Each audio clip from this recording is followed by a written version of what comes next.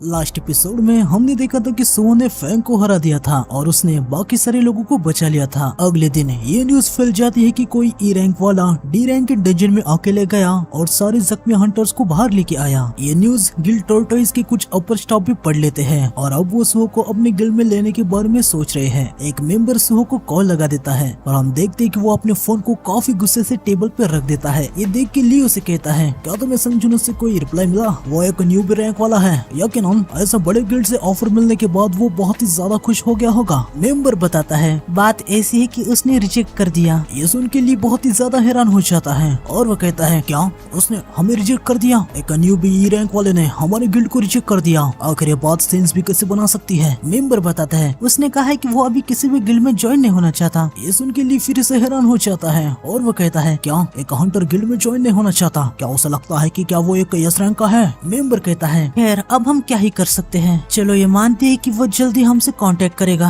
ली कहता है, उसे पता चल जाएगा कि बिना गिल्ड के हंटर होना कितना ज्यादा मुश्किल होता है। आगे हम सुहो को उसके घर में देखते हैं। वो कहता है, जब से मैं डंजन से आया हूँ उसके बाद मुझे काफी सारे गिल्ड से ऑफर्स आ रहे हैं। बेरू कहता है, बहुत सारे लोग आपके टैलेंट को चाहते हैं। सुहो बताता है, पर वो सब मुझे पोर्टर या कलेक्टर के लिए हायर करना चाहते हैं। आखिर ये इतने सारे क्यों हैं? अगर मैं किसी गिल्ड में ज्वाइन होता हूँ तो सिस्टम के साथ मुझे लेवल अप करने में दिक्कत होगी। अभी गिल्ड में ज्वाइन होने के लिए मेरे पास कोई भी कारण नहीं है। खैर राकान के फैंग, क्या अब हम हमारी बात जारी रखें? हमें हल्का सा एक पास्ट वाला सीन दिखाया जाता है जहाँ सुहो ने कहा था कि अगर राकान का फैंग सुहो की हेल्प करेगा तो वो उसकी जगह बचाने में उसकी हेल्प करेगा। ये सुनने के बाद फैंग मन में कहता है, आखिर ये कहना क्या चाहता है? क्या इसका मतलब ये तो नहीं है कि फैंग और शैडो एक साथ बैटल में लड़ेंगे? क्या मजाक है? आखिर ये डायरेक्टली ऐसे कैसे बात कर सकता है? हालांकि शैडो एनिमी ना हो के साथी भी हो सकता है। ये आइडिया बुरा नहीं है। फैंग सुहो से कहता है, मेरी एक कंडीशन है, मुझे फैंग मोनार्क के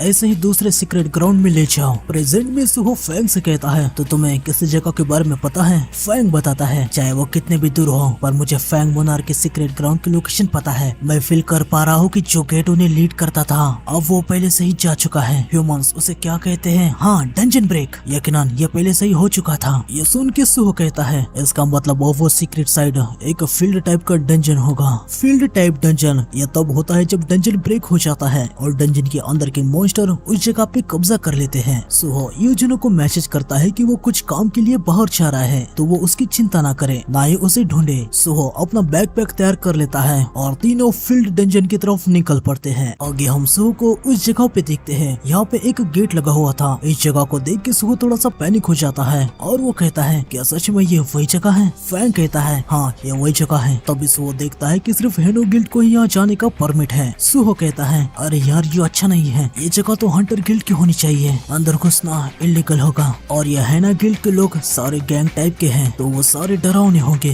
बेरू सुहो से कहता है, यंग मोनार्क आपको इस क्रिएचर की बात नहीं सुननी चाहिए, इसके बदले मैं आपको लेवल अप करने का सुझाव देता हूँ। सुहो बेरू की बात नहीं मानता और वो अंदर जाने के लिए तैयार हो जाता है। तभी बेरू हैना गिल्ड के कैमरास के बारे में सुहो को बताता है। सुहो रोलर अथॉरिटी का यूज करके उनको कुचल देता है और कहता है, अगर मैं ऐसा करूंगा तो कोई भी एविडेंस नहीं रहेगा। बेरू कहता है, जिस तरीके से आप ये कर रहे हैं मुझे मोनार्क की याद आ रही है। सुहो जंप लगा के अंदर आ जाता है। यहाँ पे काफी सारा फॉग होता है। ये देख के सुहो कहता है, क्या सारे फील्ड डंजन में ऐसा ही फॉग होता है? बेरू बताता है, ये फॉग आउटर स्पेस का माना है, ये डायमेंशन की दीवार को पार करता है और दुनियाओं का टूटने का कारण बनता है। फैंग कहता है, ये फॉग ही कारण है जिस समय डायमेंशन से टूट के अर्थ पे लिंक हो गया। आउटर स्पेस के एंटिटीज डायमेंशन में बड़ा सा होल बना के अपने आर्मी को भेजने की कोशिश कर रहे हैं। जितना ज्यादा माना तैयार होगा उतना ही डायमेंशन में ट्रेवल में उनका प्रभाव होगा, जैसे कि मेरे साथ हुआ। यह सब सुन के सुहो कहता है, ओह तो क्या स्ट्रॉन्ग लोगों को यहाँ पे आने में समय है? तो चलो मुझे जल्दी से लेवल अप करना चाहिए। सुहो के सामने ऑरेंज नेम टैग वाले मॉन्स्टर्स आ जाते हैं। फैंग कहता है, अब समय है कि मैं तुम्हें अपनी असली ताकत दिखाऊं। सुहो कहता है, हाँ ठीक है, पर मैं तुम्हें अपना मेन वेपन बना के यूज नहीं करूंगा। ये सुन के फैंग काफी ज्यादा हैरान हो जाता है। आगे सुहो कहता है, मेरे पास अपना खुद का लड़ने का तरीका है। सुहो मॉन्स्टर को खत्म करने लगता है। वो अपनी अलग अलग स्किल का यूज करके उनको हरा रहा था। सबको खत्म करने के बाद सुहो उनकी शैडोज को भी एक्सट्रैक्ट कर लेता है और वो कहता है, शैडो एक्सट्रैक्शन का यूज करके काफी सारे इक्विपमेंट को लेना, ये है मेरा फाइट करने का नया तरीका। ये सब देख के फैंग मन में कहता है, तो ये है शैडो मोनार्क के वंशज की ताकत। जितने ज्यादा एनिमी होंगे जितना ज्यादा देर तक फाइट चले कि डेट को यूज करके उतना ही ये स्ट्रॉन्ग हो जाता है। कोई आश्चर्य की बात नहीं है कि हम बैटल में क्यों हारे। यकीनन शैडो मोनार्क का कोई मुकाबला नहीं है। आगे सुहो कहता है अब मैं 5 शैडो सोल्जर्स को संभाल सकता हूँ क्योंकि मेरे इंटेलिजेंस स्टैट बढ़ गए हैं। लेकिन तभी बेरू कहता है ग्रेट शैडो मोनार्क के 1000 शैडोज के मुकाबले। इतना कहते ही सुहो उसको एक पंच मारता है और उनसे कहता है चुप रहो। फैंग के रास्ते को बताते हुए सुहो और बेरू आगे बढ़ने लगते हैं। हम देखते हैं कि वो सीक्रेट वाली जगह पे पहुंच जाते हैं। सुहो जगह को देखने लगता है। यहाँ पे अभी भी कुछ लोग पहरा दे रहे थे। उन्हें देख के सुहो कहता है इतनी रात हो चुकी है लेकिन अभी भी यहाँ पे लोग हैं। सुहो मन में कहता है इसकी कोई तो वजह होगी, शायद मॉर्निंग में मॉन्स्टर को हंट करना आसान होगा। तभी हम देखते कि यहाँ पे एक ट्रक आ जाता है। सुहो काफी ज्यादा हैरान हो जाता है। हम देखते हैं कि इन लोगों ने यहाँ कुछ लोगों को किडनैप करके लाया है। यह देख के सुहो को काफी ज्यादा गुस्सा आ जाता है। उसे यकीन ही नहीं हो रहा था कि यहाँ पे किसी को किडनैप करके लाया है। वो बेरू से कहता है बेरू क्या मैं अभी एक किडनैपिंग को देख रहा हूँ? बेरू कहता है हाँ यंग मोनार्क, लग तो ऐसा ही रहा है। यंग मोनार्क जबकि आप ऐसे अंदर घुस चुके हो तो हमें इसके बीच में नहीं जाना चाहिए। अगर उन्हें पता चलेगा कि आप ऐसे अंदर आए हो तो शायद आपके हंटर की राइट्स भी चले जाए। तभी बेरू देखता है कि वो तो ऑलरेडी यहाँ से जा चुका है। नरेटर कहता है फादर एक पुलिस ऑफिसर थे जो कि वायलेंट क्राइम में स्पेशलाइज्ड थे और ग्रैंडफादर जो एक लेजेंडरी फायर फाइटर थे। संग सुहो जो 21 साल का है वो इन दोनों के फिगर्स के अंदर बड़ा हुआ। जब न्याय की बात आती है तो पहले एक्शन करना और बाद में सोचना, उसने इस आदत को डेवलप कर लिया। हम देखते कि सुहो हंटर को किक मारता है। ये देख के वहाँ के सारे हंटर काफी ज्यादा हैरान हो जाते हैं। वो सुहो से कहते हैं है आखिर तुम कौन हो और यहाँ पे क्या कर रहे हो? तभी सुहो का दिमाग ठिकाने पे आ जाता है और वो अपने मन में कहता है अरे यार मैंने पहले एक्शन लेने का ही सोच लिया, दूसरे के गिल्ड की टेरिटरी में घुसना ये इलीगल है, अब मैं क्या करूँ? सुहो को कुछ आइडिया आ जाता है। हम देखते कि सुहो शैडोज के हेल्प से अपने चेहरे पे एक मास्क लगा देता है और वो कहता है मैंने देखा कि तुम लोगों ने यहाँ पे कुछ लोगों को किडनैप किया है, आखिर तुम्हारा गिल्ड के लोग क्या कर रहे हो?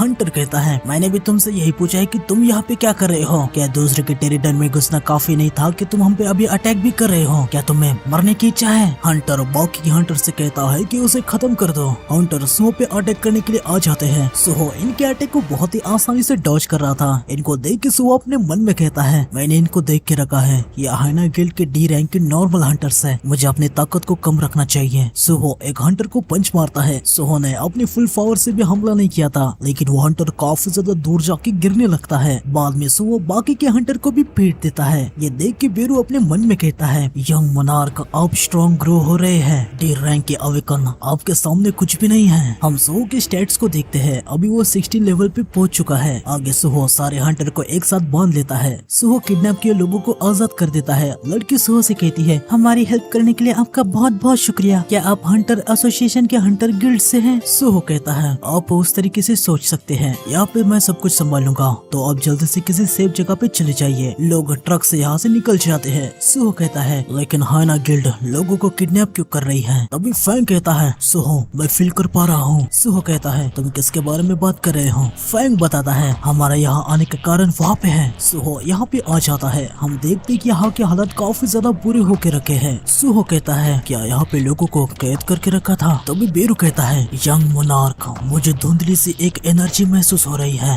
आगे हम देखते कि यहाँ प्रिजन में एक छोटे से वुल्फ के बच्चे को कैद करके रखा है और इसकी हालत बहुत ही ज्यादा खराब होती है। सुहो कहता है उन्होंने यहाँ पे कुत्ते को क्यों कैद करके रखा? अगर हाइना गिल्ड क्या करना चाहता है? अभी फैंग कहता है ये कोई कुत्ता नहीं है, ये यंग वुल्फ फैंग मोनार्क का वंशज है। ये सुन के सुहो काफी ज्यादा हैरान हो जाता है। आगे फैंग बताता है वार में शैडो मोनार्क से हारने के बाद फैंग मोनार्क ने अपने बच्चों को सेफली सेंचुरी तक पहुंचाने के लिए एक गार्ड को साथ भेजा था। उनको यकीन था कि अगर उनका वंशज सरवाइव कर पाएगा तो दूसरा फैंग मोनार्क एक दिन जरूर दिखाई देगा। सच कहो तो मुझे फैंग मोनार्क के बर्थ की बिल्कुल भी आशा नहीं थी, मैंने तो उनका वंशज बस जी पाए ऐसी आशा की थी। सुहो वुल्फ को आजाद कर देता है और उसे अपने बाहों में ले लेता है। बेरू सुहो से कहता है यंग मोनार्क इससे निकलने वाली एनर्जी से मैं ये कंफर्म कर सकता हूँ कि ये फैंग मोनार्क ही है, लेकिन इसकी प्राण शक्ति बहुत ही ज्यादा कमजोर है, अगर हम इसे ऐसे ही छोड़ देंगे तो ये मर जाएगा। सुहो बेरू से कुछ कहने जा रहा था लेकिन तभी यहाँ पे वुल्फ को गार्ड करने वाला आ जाता है। वो कहता है सारे लोगों की ऐसी हालत देख के मुझे लगा काफी घुसपैठिए आए होंगे,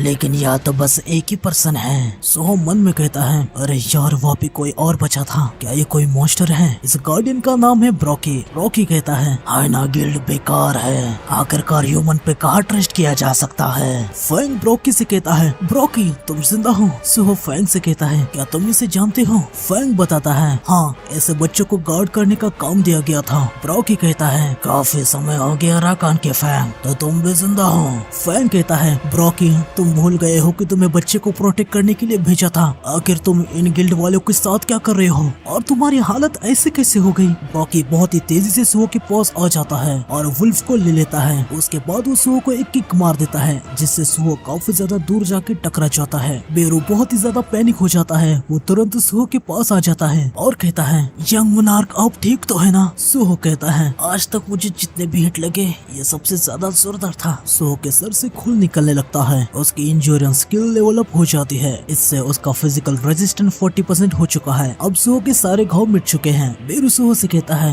यंग मोनार्क जब हम यहाँ पे आए थे मुझे एक हल्की सी एनर्जी सेंस हुई थी और उससे मुझे कुछ याद आने लगा था। ये एनर्जी किस प्रकार की है अब मैं ये समझ गया हूँ। ये है इट्रिम। मैं उसके अंदर से इट्रिम की एनर्जी को सेंस कर पा रहा हूँ। आगे हम फैंग और ब्रोकी को देखते हैं। फैंग ब्रोकी से कहता है, ब्रोकी आखिर तुम्हें पता भी है कि तुम क्या कर रहे हो? तुम फैंग मुनर के बच्चे के साथ ये सब क्या कर रहे हो? ब्रोकी कहता है, मेरे सेंचुरी को खोने के बाद भी मेरे पास इतनी स्ट्रेंथ कैसे आई? तुम्हें क्या लगता है ये कैसे हो पाया? फैंग को कुछ भी समझ नहीं आता। आगे ब्रोकी कहता है, सिंपल है, जो फिट रहता है वो सरवाइव करता है। कमजोरों का नसीब ताकतवरों के हाथों में होता है। ये बच्चा कमजोर है लेकिन ये फैंग मुनार का बच्चा है। तुम ये कह सकते हो कि आसपास में ये सबसे अच्छा न्यूट्रिशन का सोर्स है, इसीलिए मैं इसे खाने वाला हूँ। मैं रेगुलरली ऐसे तंदुरुस्त रहने के लिए फैंग मुनार के बच्चे का खून पीता रहा। ये सब सुन के फैंग को बहुत ही ज्यादा गुस्सा आ जाता है। वो कहता है, ब्रोकी अगर तुम्हें रोकने के लिए मुझे तुम्हें मारना होगा तो मैं ये भी करूँगा। ब्रोकी हंसने लगता है और वो कहता है, तुम्हारे जैसे कमजोर आखिर खुद से क्या ही कर पाएंगे? राकान के मरने का कारण ये था क्योंकि वो कमजोर था। मैं अब तक जिंदा हूँ क्योंकि मैं स्ट्रॉन्ग और फिट हूँ। शायद ये भी हो सकता है कि मैं नेक्स्ट फैंग मोनार्क बनूं। तभी सुहो रूलर्स अथॉरिटी का यूज करके फैंग को बहुत ही तेजी से अपनी तरफ खींच लेता है। ऐसा करते समय वो फैंग के हाथ को एक कट लगा देता है। बेरू राकान के बच्चे को ले लेता है। फैंग बहुत ही ज्यादा नाराज हो जाता है।